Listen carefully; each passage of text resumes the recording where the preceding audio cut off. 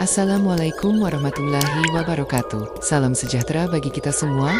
Shalom, Om Swastiastu, Namo Buddhaya, dan salam kebajikan. Kembali lagi di channel Lembah Prekul. Kali ini kita akan coba membahas tafsir mimpi yang familiar terjadi di lingkungan kita. Simak baik-baik videonya. Pernahkah kalian terbangun di sepertiga malam dengan napas memburu? Keringat dingin membasahi pelipis, kalian merasa baru saja pergi ke suatu tempat.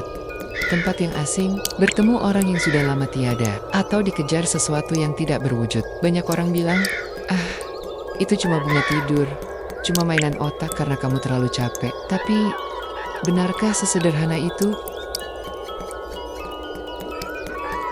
Leluhur kita di tanah Jawa, ribuan tahun lalu, sudah memetakan fenomena ini. Dalam kitab Primbon, mimpi itu bukan sekadar gambar acak.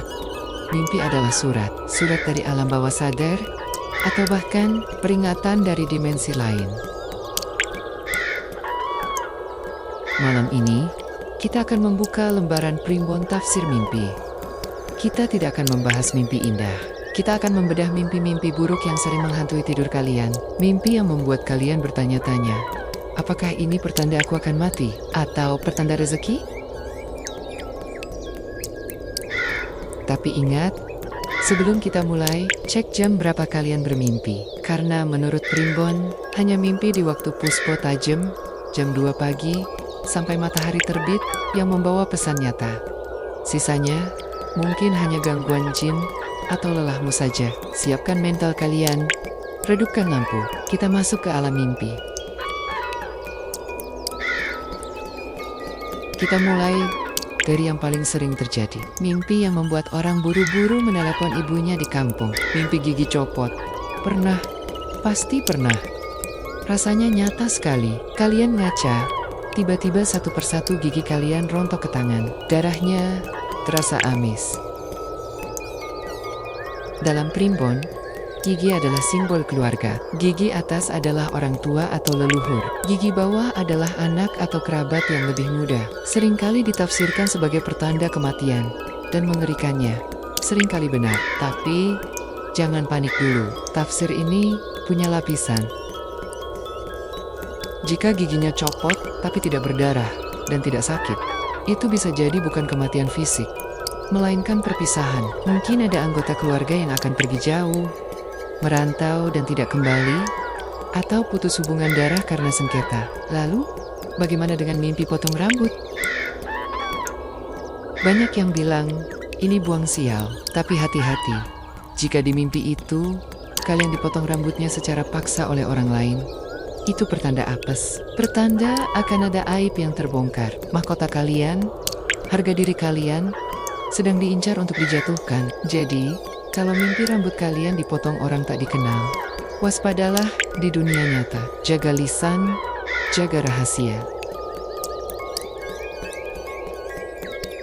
Sekarang kita masuk ke tafsir yang sering menipu. Mimpi yang kelihatannya meriah, tapi artinya justru air mata. Pernahkah kalian mimpi melihat rumah kalian roboh?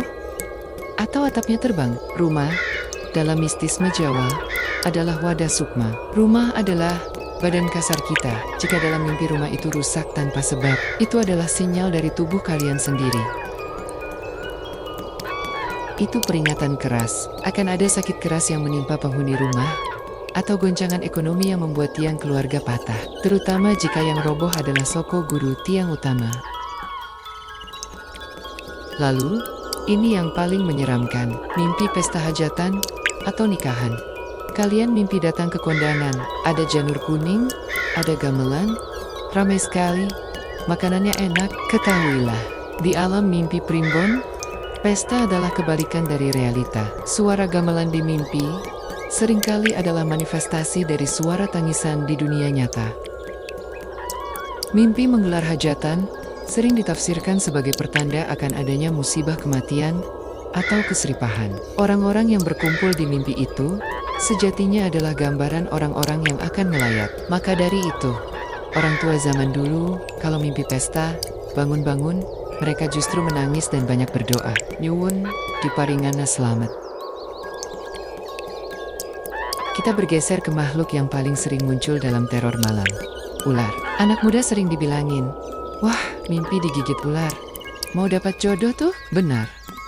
Tapi tidak semuanya. Kita harus lihat, ular apa yang datang. Jika ularnya kecil, berwarna-warni, atau ular hijau, ya, itu pertanda asmara.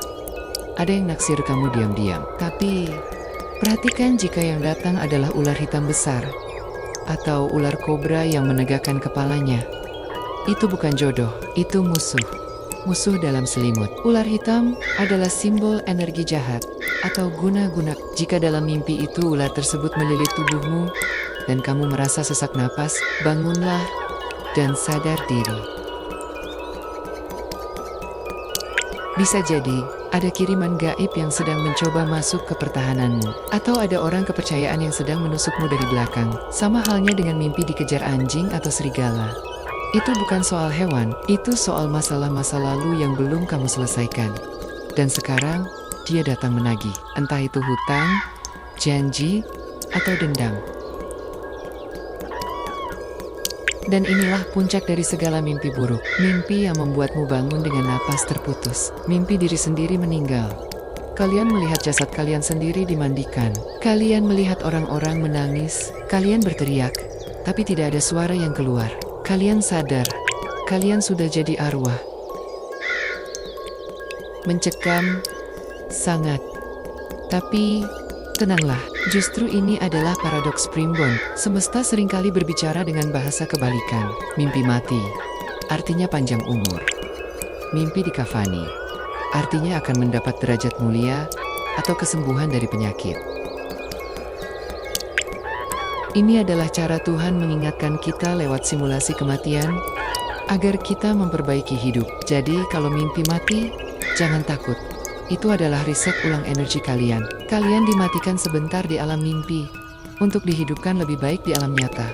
Begitu juga dengan mimpi kotoran tinja. Menjijikkan, iya.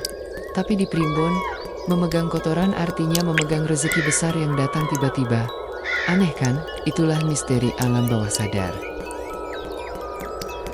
Teman-teman, mimpi memang misterius, bisa jadi petunjuk, bisa jadi hanya mainan tidur, tapi sebagai manusia yang eling lan waspada, tidak ada salahnya kita berhati-hati. Leluhur kita mengajarkan cara menetralisir mimpi buruk. Orang Jawa menyebutnya, tolak bala mimpi. Jika kalian terbangun dari mimpi yang sangat buruk, jangan ceritakan mimpi itu ke siapapun sebelum matahari terbit. Simpan rapat-rapat, ambil bantalmu, balik posisinya. Yang tadi di atas, jadi di bawah.